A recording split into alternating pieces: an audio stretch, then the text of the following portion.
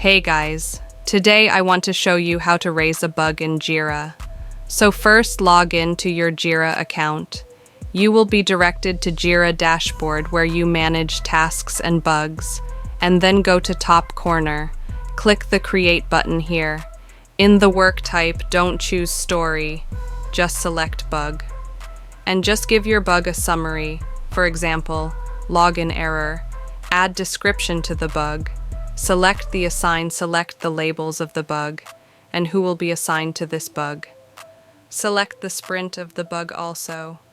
For example, here sprint 1, select points, choose the reporter here, and when you're done with these options, just hit the create button, and your bug will be raised successfully in Jira. That's it, guys. If you found this video helpful, don't forget to like and subscribe and leave a comment. See you in the next video.